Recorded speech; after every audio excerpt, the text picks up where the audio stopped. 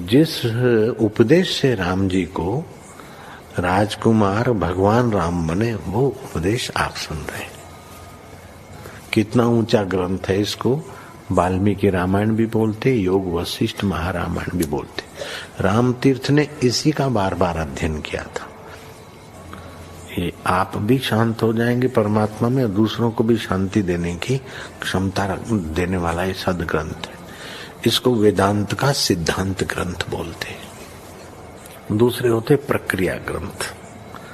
ये करके फिर कब वो आचार्य बनो तब समझो, ये तो थोड़ा पढ़ो और फिर वही सिद्धांत की बात।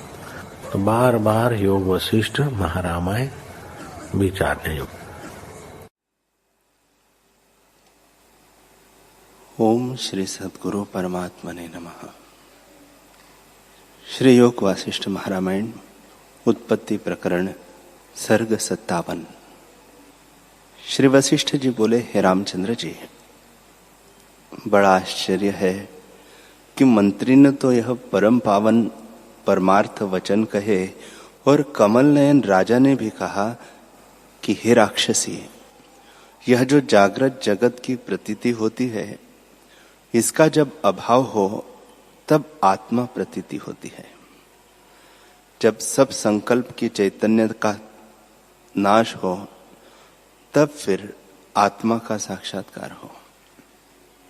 उस आत्म सत्ता में संवेदन फुरने से जगत भासता है, और संवेदन के संकोच से सृष्टि का प्रलय होता है। सबका अधिष्ठान रूप वही आत्म सत्ता है। जिसको वेदांत वाक्य जतावने के अर्थ कुछ कहते हैं, क्योंकि वाणी से अतीत पद है। हे राक्षसी, यह जो दृष्टा दर्शन और दृश्य है, इसके अंतर जो अनुभव सत्ता है, सो परमात्मा है। वह परमात्मा ही दृष्टा दर्शन दृश्य रूप होकर भासता है। उसी में यह सब जगत लीला है। नानात्व भाव से भी वह कुछ खंडित भाव को नहीं प्राप्त हुआ, अखंड ही है। उसी तन्मात्र सत्ता को ब्रह्म कहते हैं। हे भद्रे, वही चिदणु संवेदन से वायु रूप हुआ है, और वायु उसमें अत्यंत भ्रांति मात्र है, क्योंकि केवल शुद्ध चिन्ह मात्र है। जब उसमें शब्द का संवेदन फुरता है तब शब्द रूप हो भासता है, और शब्द रूप उसमें भ्रांति मात्र है। उसमें शब्द और शब्द का अर्थ देखना दूर से दूर है, क्योंकि केवल चिन्ह मात्र है। उसमें अहम त्वम कुछ नहीं, वह निष्किंचन है। ऐसे रूप होकर भासता है, क्योंकि शक्ति रूप है। उसमें जैसी प्रतिभा फुरती है, तैसा ही होकर भासित होता है। इससे फुरना ही इस जगत का कारण है। जो अनेक यत्नों से मिलता है, सो भी आत्मसत्ता है। जब उसको कोई पाता है, तब उसने कुछ नहीं पाया और सब कुछ पाया। पाया तो इस कारण नहीं कि आगे भी अपना आप था, और सब कुछ पाया इस कारण कि आत्मा को पाने से कुछ और पाना नहीं रहता। हे राक्षसी, अज्ञान रूपी वसंत ऋतु में जन्मों की परंपरा बेली तब तक बढ़ती जाती है जब तक इसका काटने वाला बोध रूपी खड़ंग नहीं प्राप्त हुआ। जब बोध रूपी खड़ंग प्राप्त होता है, तब जन्म रूपी बेली को काटता है। हे राक्षसी, चिद अणु संवेदन द्वारा आपको दृश्य में प्रतीति कराता है। जैसे किरणों का चमत्कार जल रूप होकर स्थित होता है, सो शुद्ध ही आपको संवेदन द्वारा फुरता देखता है। चिद अणु द्वारा जो जगत हुआ है, सो मेरु से आदि लेकर तीनों भुवनों में किरणों की नाई स्थित होता है, और वास्तव में सब माया मात्र है, भ्रम से भासते हैं। जैसे स्वप्न में रागी को स्वप्न स्त्री का आलिंगन होता है, तैसे ही यह जगत मन के फुरने से भासता है, सो ब्रह्मात्र है। हे राक्षसी, सर्वशक्ति रूप आत्मा में जैसे सृष्टि का आदि फुरना हुआ है, तैसा ही रूप होकर भासने लगा है, और जैसे संकल्प किया है तैसे ही स्थित हुआ है। इससे सब जगत संकल्प मात्र है। जैसे जिसमें बालक का मन लगता है, तैसा ही रूप उसका हो भासता है। तैसे ही संवित के आश्रय जैसा संवेदन फुरता है, तैसा ही रूप हो भासता है। हे राक्षसी, चिद अणु परमाणु से भी सूक्ष्म है, और उसने ही सब जगत को पूर्ण किया है, और सब जगत अनंत रूप आत्मा है। उसमें संवेदन से जगत की रचना हुई है। जैसे नटनायक जैसे जैसे बालक को नेत्रों से जानता है, तैसे ही तैसे वह नृत्य करता है, और जब वह ठहर जाता है तब यह भी ठहर जाता है। तैसे ही चित्त के अवलोकन से सुमेरु से तृण पर्यंत जगत नृत्य करता है। जैसे चित्त संवेदन अनंत शक्ति आत्मा में फुरता है, तैसे ही तैसे भासता है। हे राक्षसी, देश काल और वस्तु के परिच्छेद से आत्मसत्ता रहित है। इस कारण सुमेरु आदिक से भी स्थूल है। उसके सामने सुमेरु आदिक तृण के समान है, और बाल के अग्र के सहस्त्रों भाग से भी सूक्ष्म है। अल्पता से ऐसा सूक्ष्म नहीं जिसमें सरसों का दाना भी सुमेरुवत स्थूल है। माया की कला बहुत सूक्ष्म है, उससे भी चिद अणु सूक्ष्म है, क्योंकि निर्मायिक पद परमात्मा है। जैसे सुवर्ण और भूषण की शोभा समान नहीं, अर्थात स्वर्ण में भूषण कल्पित है, समान कैसे हो, तैसे ही माया परमात्मा के समान नहीं, क्योंकि कल्पित है। हे राक्षसी, जैसे सूर्य आदि सब अनुभव से प्रकाशते हैं, इसका सद्भाव कुछ न था, उस सत्ता से ही इनका प्रकट होना हुआ है, और फिर जर्जरीभूत होते हैं। शुद्ध चिन्मात्र सत्ता प्रकाश रूप है, और वह सदा अपने आप में स्थित है। उस चिद अणु के भीतर बाहर प्रकाश है, और यह जो सूर्य चंद्रमा अग्नि आदि प्रकाश है, सो तम से मिले हुए है, अर्थात भेद रूप है।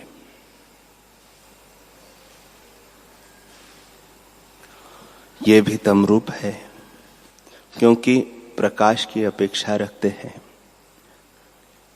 इसमें इतना भेद है कि प्रकाश शुक्ल रूप है और तम कृष्ण रूप है।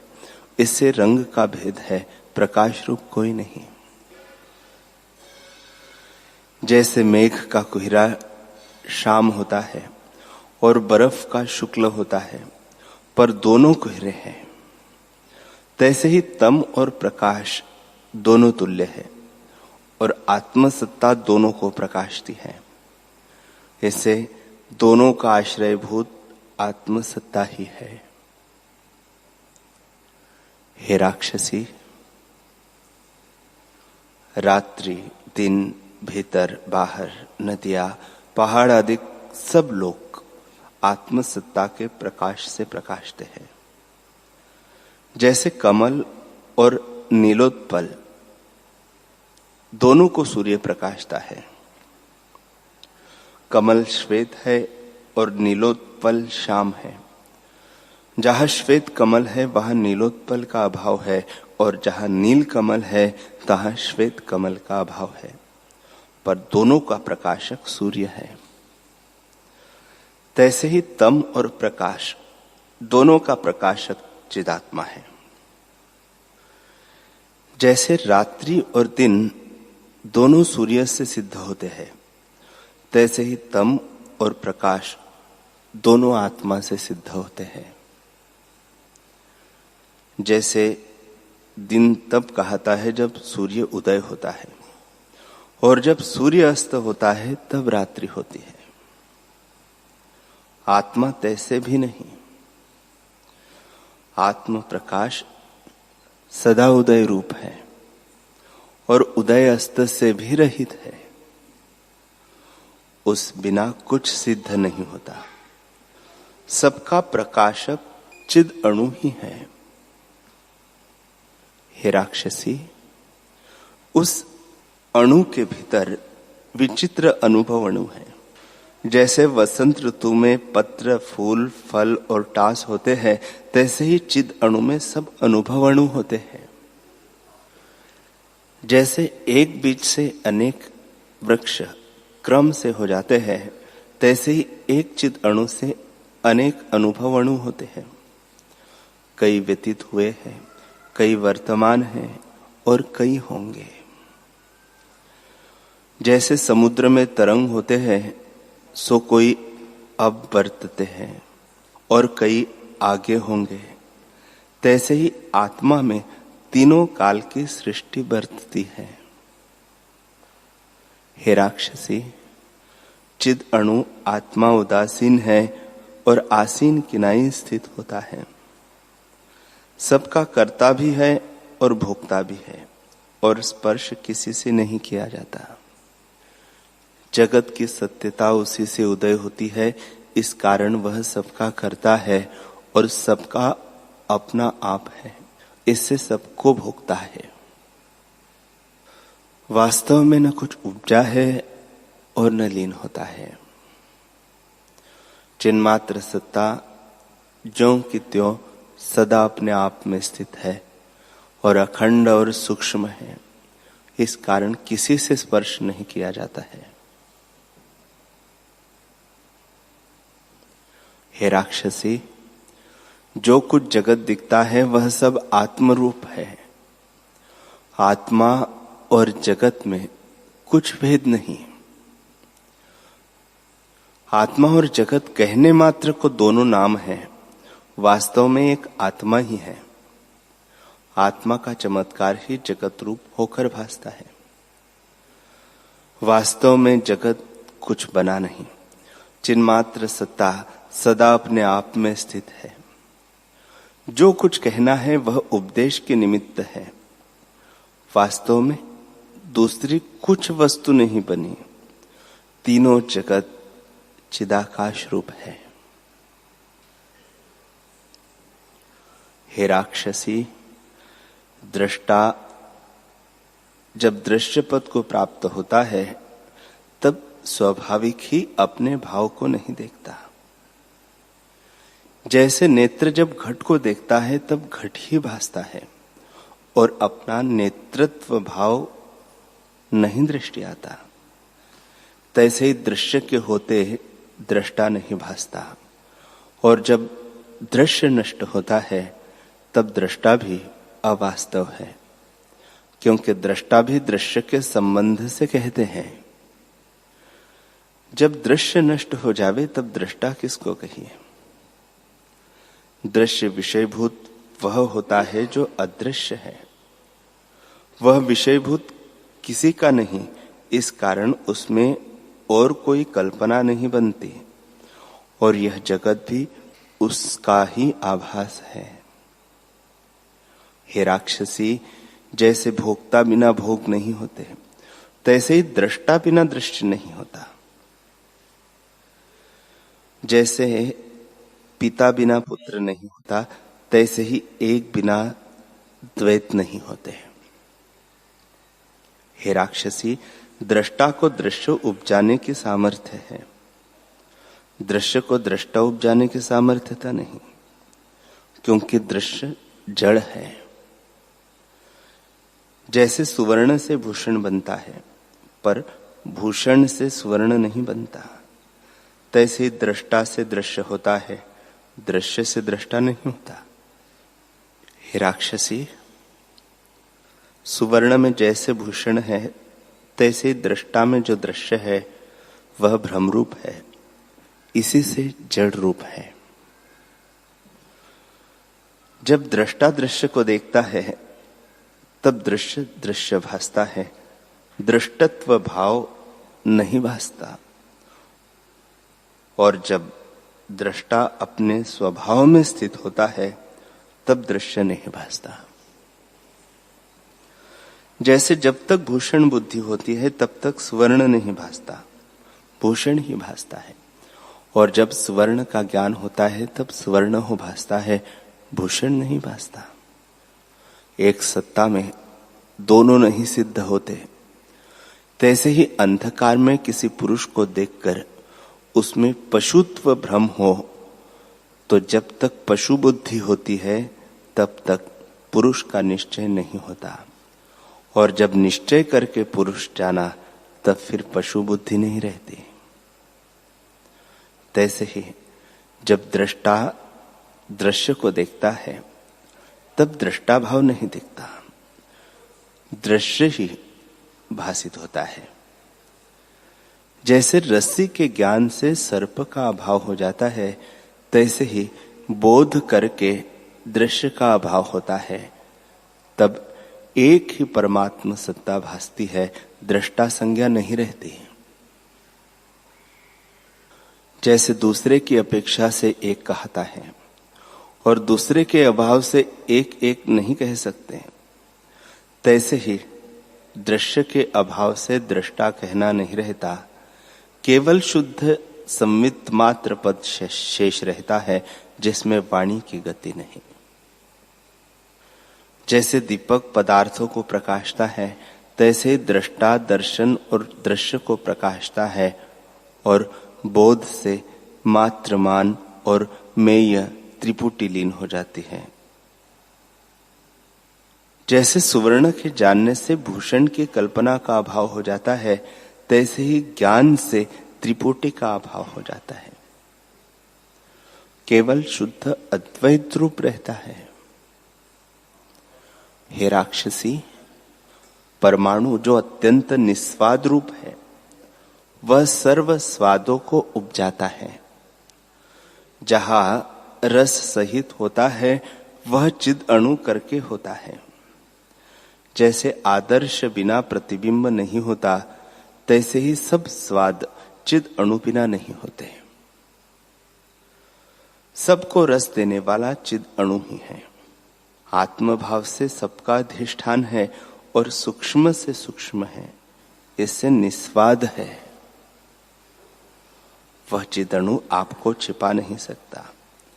सब जगत को उसने ढांप रखा है और आप किसी से ढांपा नहीं जाता। यह चिदाकाश रूप है। सब पदार्थों को सत्ता देने वाला है और सबका आश्रयभूत है। जैसे घास के वन में हाथी नहीं छिपता, तैसे ही आत्मा किसी पदार्थ से नहीं छिपता। हे राक्षसी, जिससे सब पदार्थ सिद्ध होते हैं और जो सदा प्रकाश रूप है वह मूर्खों को नहीं भासता, यह बड़ा आश्चर्य है। वह सदानुभव रूप है और यह सब जगत उसी से जीता है। जैसे वसंत ऋतु से फूल, फल, टास और पत्र फूलते हैं, तैसे ही सब जगत आत्मा से फूलता है। वही चिदात्मा जगत रूप होकर भासता है और सर्वात्म भाव से सब उसके ही अवयव है। परमार्थ निरअवयव और निराकार रूप है, उसमें कुछ उदय नहीं हुआ। हे राक्षसी, एक निमेष के अबोध से चिद अणु में अनेक कल्पों का अनुभव होता है। जैसे एक क्षण में स्वप्न में पहले आपको बालक और फिर वृद्ध अवस्था देखने लगता है, उन कल्पों में जो निमेष है उसमें अनेक कल्प व्यतीत होते हैं। क्योंकि अधिष्ठान सर्वशक्तिमान है। जैसा संवेदन जहां फुरता है तैसा रूप होकर भासता है। जैसे स्वप्न में अभोक्ता को भोक्तृत्व का अनुभव होता है, तैसे ही निमेष में कल्प का अनुभव होता है। वासना से आवेष्टित अभोक्ता ही आपको भोक्ता देखता है। जैसे स्वप्न में मनुष्य अपना मरण प्रत्यक्ष देखता है, तैसे यह जगत भ्रम से भासता है। जैसी जहां स्फूर्ति दृढ़ होती है, वैसे ही होकर भासता है। हे राक्षसी, जो कुछ आकार भासते हैं वे भ्रांति मात्र हैं। जैसे निर्मल आकाश में नीलता भासती है, तैसे ही आत्मा में विश्व भासता है। आत्मा सर्वगत और सबका अनुभव है। हे राक्षसी, उसमें व्यापक भाव भी नहीं होता, क्योंकि सर्व आत्मा है और सर्वरूप भी वही है। जब शुद्ध चित्त संवेदन में फुरता है, तब पृथक पृथक भाव चेतता है। इच्छा से जिस पदार्थ की उपलब्धि होती है, उसमें व्यापक भाव की कल्पना होती है। वास्तव में जो इच्छा है वही पदार्थ है। जैसे जल में द्रवता होती है और उससे तरंग, फेन और बुदबुदे होते हैं, सो सब जल रूप है, जल से भिन्न नहीं।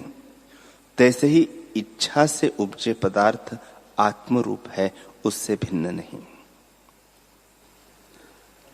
आत्मा देश, काल और वस्तु के परिच्छेद से रहित है। केवल शुद्ध चिन्मात्र और सर्वरूप होकर स्थित हुआ है और सबका अनुभव भी उसी में हुआ है। वह तो शुद्ध सत्ता मात्र है, उसमें द्वैत कल्पना कैसे कही है? हे राक्षसी, जब कुछ द्वैत होता है तब एक भी होता है। जो कुछ द्वैत ही नहीं तो एक कैसे कहिए? जैसे धूप की अपेक्षा से छाया है और छाया की अपेक्षा से धूप है, तैसे ही एक की अपेक्षा से द्वैत कहता है। इस कल्पना से जो रहित है वही चिन्मात्र रूप है और जगत भी उससे व्यतिरिक्त नहीं। जैसे जल और द्रवता में कुछ भेद नहीं, तैसे ही आत्मा और जगत में कुछ भेद नहीं। हे राक्षसी, नाना प्रकार के आरंभ उसमें दृष्टि आते हैं, तो भी आत्मसत्ता सम है। जब सम्यक बोध होता है, तब द्वैत भी अद्वैत रूप भासता है, क्योंकि अज्ञान से द्वैत कल्पना होती है। वास्तव में द्वैत कुछ नहीं। अज्ञान के अभाव से द्वैत का भी अभाव हो जाते हैं। ब्रह्म और जगत में कुछ भेद नहीं। जैसे जल और द्रवता, वायु और स्पंदता और आकाश और शून्यता में कुछ भेद नहीं, तैसे ही आत्मा और जगत में कुछ भेद नहीं। हे राक्षसी, द्वैत और अद्वैत जानना दुख का कारण है। द्वैत और अद्वैत की कल्पना से रहित होने को ही परम पद कहते हैं। दृष्टा रूप जो जगत है वह चित परमाणु में स्थित है और उसमें सुमेरु आदि स्थित है। बड़ा आश्चर्य है कि माया से, चित परमाणु से त्रिलोकियों की परंपरा स्थित है। इसी से असंभव रूप और मायामय है।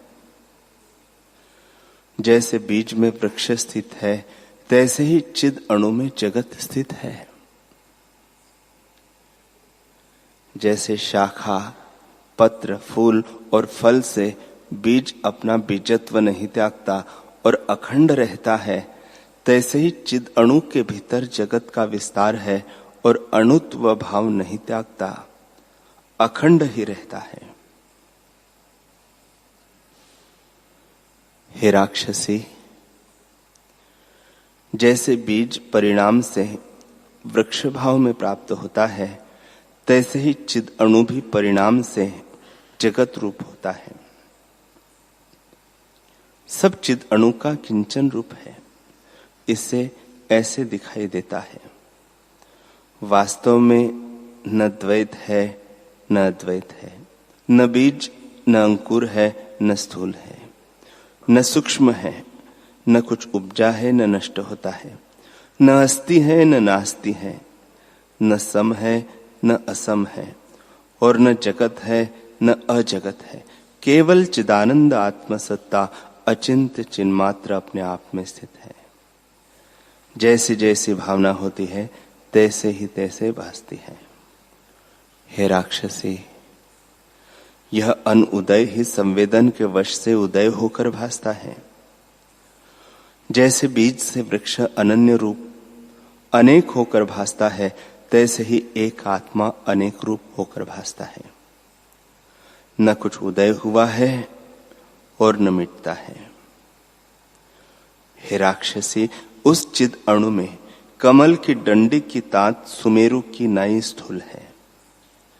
जैसे कमल की डंडी की तात से सुमेरु स्थूल है, तैसे ही चिद अणु से कमल की डंडी स्थूल है और दृश्य रूप है। पर चिद अणु दृश्य और मन सहित क्षण इंद्रियों का विषय नहीं, इस कारण तात से भी सूक्ष्म है। उस चिद अणु में अनंत सुमेरु आदि स्थित है, सो क्या रूप है? जैसे आकाश में शून्यता होती है, तैसे ही आत्मा में जगत है। हे राक्षसी, जिसको आत्मा का बोध हुआ है, उसको जगत सुषुप्ति की नाई भासता है। वह आत्मसत्ता अद्वैत रूप और परिणाम से रहित है, उसमें मुक्त पुरुष सदा स्थित है। परमार्थ से जगत भी ब्रह्म रूप है, भिन्न भाव कुछ नहीं।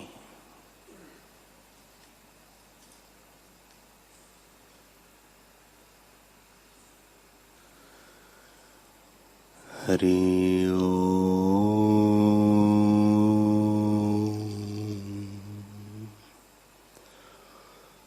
हरि ओम।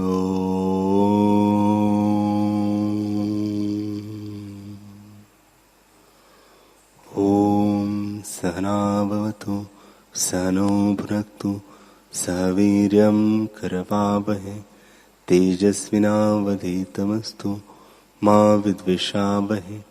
ओम शांति शांति शांति। श्री सद्गुरुदेव भगवान की जय।